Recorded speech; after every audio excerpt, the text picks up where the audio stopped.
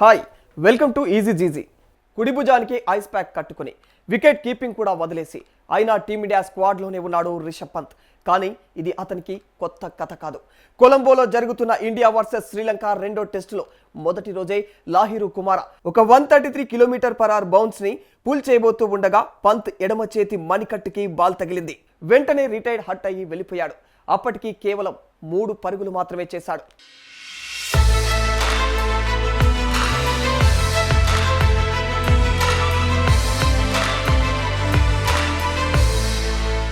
మరుసటి రోజు అదే గాయంతో మళ్ళీ బ్యాటింగ్కి వచ్చి ఏమాత్రం డిస్కంఫర్ట్ చూపించకుండా 89 బంతుల్లో 63 రన్స్ చేశాడు. 6 4లు 2 సిక్సర్లు. కానీ మూడవ రోజు వచ్చేసరికి ఇప్పుడు అతని భుజానికి కూడా సమస్య వచ్చినట్టుగా తెలిసిపోతుంది. దాంతో ప్రికాషియస్గా వికెట్ కీపింగ్ డ్యూటీస్ నుంచి తప్పించారు. ధ్రువ్ జురెల్ గ్లౌస్ తీసుకున్నాడు.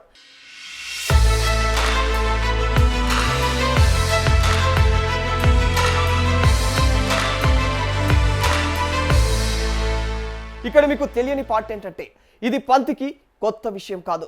2022 డిసెంబర్లో అతనికి జరిగిన ఆ కార్ యాక్సిడెంట్ గుర్తుందా? లైఫ్ థ్రెటనింగ్ ఇంజురీస్, నీ రీకన్స్ట్రక్షన్ సర్జరీ, 14 నెలల రీహాబ్. అప్పటి నుండి కూడా అతను ఫుట్ ఫ్రాక్చర్, నీ ఇంజురీస్, సైడ్ స్ట్రెయిన్, ప్రతిసారి గాయపడుతూనే ఉన్నాడు. కానీ ప్రతిసారి తిరిగి వచ్చి ఆడుతూనే ఉన్నాడు. ఈ మణికట్టు గాయం కూడా అదే ప్యాటర్న్లో భాగమే.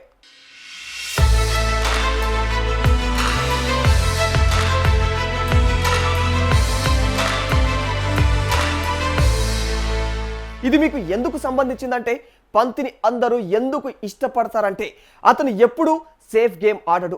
ప్రతి బంతిని బౌండరీకి కొట్టాలనేటువంటి ఫియర్లెస్ యాటిట్యూడ్ వల్లే అతను గాయపడుతూ ఉంటాడు. అదే యాటిట్యూడ్ వల్ల అతను మ్యాచ్ విన్నర్గా కూడా అవుతాడు. ఇప్పుడు అతను వికెట్ కీపర్గా విశ్రాంతి తీసుకున్న బ్యాటింగ్కి మాత్రం అందుబాటులో ఉన్నాడని టీం చెప్తోంది.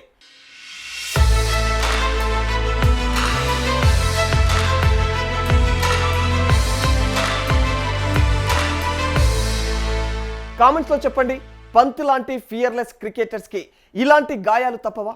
లేక టీమ్ మేనేజ్మెంట్ అతన్ని ఇంకాస్త జెలస్లీ ప్రొటెక్ట్ చేయాలా?